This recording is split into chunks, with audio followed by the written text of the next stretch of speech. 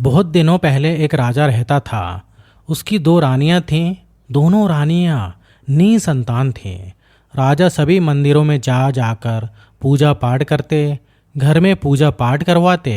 दोनों रानियों द्वारा भगवान से विनती करते रहने पर भी दोनों रानियां मां नहीं बन पाईं। एक बार एक सन्यासी उस राज्य से गुजर रहे थे।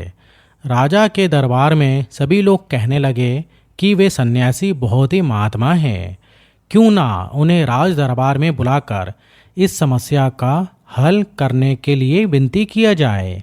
राजा ने कहा कि सन्यासी को आदर से महल में बुलाया जाए। वे महात्मा जब महल में पहुंचे, राजा ने दोनों रानियों को बुलाकर कहा, महात्मा का सत्कार बड़े आदर के साथ होना चाहिए। बड़ी रानी उसी वक्त तैयार हो गई और महात्मा को बड़े आदर के साथ खिलाने लगी। छोटी रानी महात्मा के फटे कपड़ों की ओर देखती और उनकी सेवा करने से इनकार कर देती। छोटी रानी को अपने रूप और धन का बहुत ही बड़ा घमंड था। कुछ दिनों बाद महात्मा जाने के लिए तैयार हो गए। जाने से पहले बड़ी रानी को उन्होंने खूब आशीर्वाद दिया और कहा, बहुत जल्द ही इस महल में बच्चों की आवाज़ सुनाई देगी। बड़ी रानी तो बहुत ही खुश थी और सचमुच कुछ ही दिनों के भीतर वह गर्भवती हो गई। ये खबर राजा के पास पहुंचते ही राजा बहुत ही खुश हो गए। प्रजा तक उसी वक्त खबर पहुंच गई कि राजा अब पिता बनने वाले हैं। पूरे राज्य में लोग खुशियां मनाने लगे। बड़ी रानी का सम्मान बहुत बढ़ गया और उनकी देखभाल करने के लिए और भी लोग रखे गए। उधर छोटी रानी के मन में बहुत ज़्यादा ईर्ष्या हो रही थी। रात दिन वह ईर्ष्या से जलने लगी थी।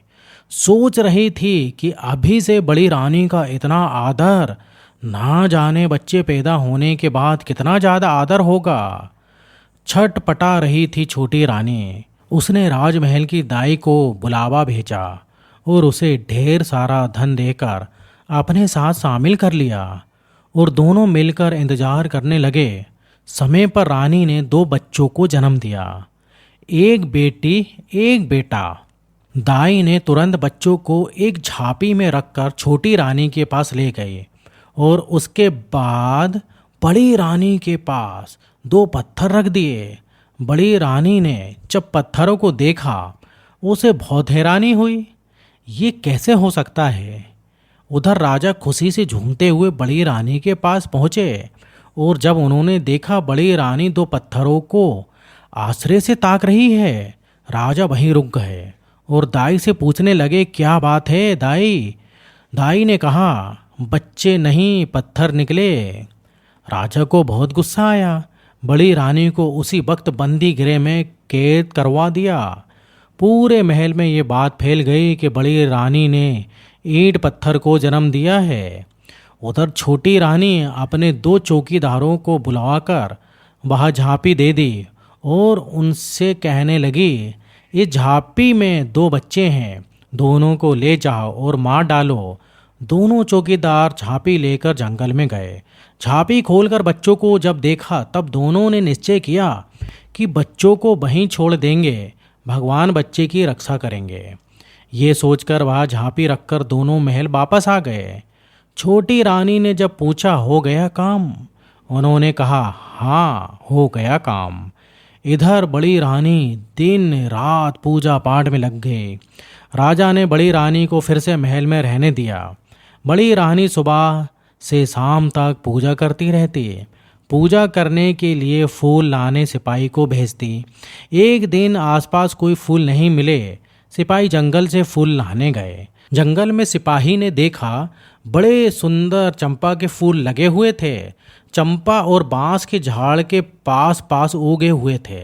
सिपाही फूल तोड़ने के लिए जैसे ही नज़दीक आया, चंपा के झाड़ ने कहा, ए भैया बांस। बांस झाड़ ने कहा, काय बहिनी चंपा। चंपा ने कहा, राजा के सिपाही फूलवा तोड़े बर आए दे। बांस ने कहा, लग जा बहिनी आकाश। जैसे ही बांस ने कहा, वैसे ही चंपा का झाड़ ऊपर की ओर बढ़ने लगा। बढ़ते बढ़ते वह इतना बढ़ गया कि सैनिक फूल तक नहीं पहुंच पाए। सैनिक आश्चर्यचकित होकर तकते रहे। सैनिक दौड़ते हुए सेनापति के पास पहुंचे और उन्हें सारी बात बताई। सेनापति ने विश्वास ही नहीं किया। ये सब क्या कह रहे हो? सैनिक ने कहा, आप एक बार हमारे साथ जंगल चलिए, एक बार खुद देख लीजिए। सेनापति चल पड़े। सेनापति के संग जैसे ही सेनापति चंपा और बांस के पास पहुंचे, चंपा ने कहा, ए भैया बांस। बांस ने कहा, काय बहिनी चंपा। चंपा ने कहा, राजा के सेनापति फूल तोड़े बर आए हैं। बांस ने कहा, लग जा बहिनी आकाश। चंपा का झाड़ बढ़ते बढ़ते और भी ऊंचे तक पहुंच गया। सेनापति बहुत ही डर गया। दौड़ते दौड़ते पहुंचे मंत्री के पास। अब मंत्री चल पड़े देखने के लिए। चंपा को ऊपर से दूर तक दिखाई दे रहा था। उसने दूर से ही देख लिया कि मंत्री जी आ रहे हैं। ए भैया बांस। बांस ने कहा, काय बहिनी चंपा। चंपा ने कहा, राजा के मंत्री फूल तोड़े पर आए हैं। लग जा बहिनी आकाश। मंत्री जी जैसे ही पेड़ तक पहुँचे, पेड़ और ऊपर और भी ऊपर तक पहुँच गया। मंत्री जी सीधे पहुँचे राजा के दरबार में। राजा ने कहा, इतना घबरा क्यों गए हो मंत्री? मंत्री ने कहा, आप इसी वक्त मेरे साथ चलिए राजा जी। सारी बात सुनकर राजा ने कहा, मेरी छोटी रानी भी मेरे साथ चलेगी।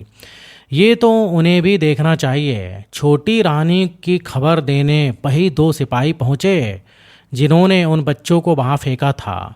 दोनों खूब डर गए थे। छोटी रानी भी डर गई थी। वे जल्दी से तैयार होकर राजा के साथ चल पड़ी। उधर बड़ी रानी फूल के लिए व्याकुल हो रही थी और सैनिकों को बुलावा भेजी थी, ये जानने के लिए कि वे अब तक फूल क्यों नहीं लेकर आए हैं। बड़ी रानी छोटी रानी के महल के पास से गुजर रही थी। उन्हें छोटी रानी और दो सिपाहियों की बात सुनाई दी। राजा और छोटी रानी जब जाने लगे, उनकी सवारी के पीछे पीछे बड़ी रानी पैदल ही चलने लगी। बहुत व्याकुल होकर वह चली जा रही थी। चंपा के झाड़ को ऊपर से सब कुछ दिखाई दे रहा था। जैसे ही वे सब पास पहुँचे, ए भैया बांस। बांस ने कहा, काय बहिनी चंपा। चंपा ने कहा, छोटी रानी संग राजा फूल तोड़े बर आए हैं। लग जा बहिनी आकाश। चंपा का झाड़ और भी ऊंचा हो गया। राजा दोनों पेड़ों के पास पहुंचकर पूछने लगे, क्या बात है? तुम दोनों भाई बहन हो? कैसे चंपा और बांस बन गए? उसी वक्त बड़ी रानी वहां तक पहुंची।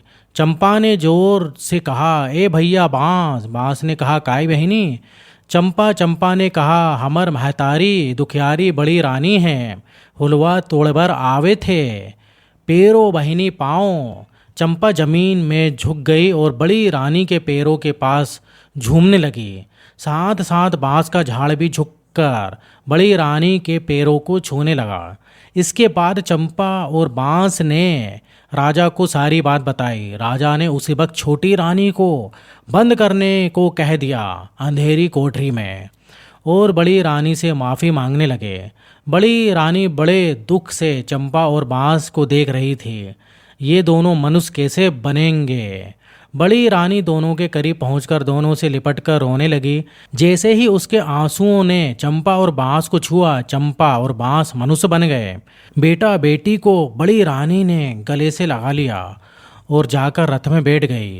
राजा रानी दोनों बच्चों के साथ राजमहल की ओर चल पड़े और साथ में बाजा गाजा बजने लगे। पूरे देश में खुशियाँ फैल गईं।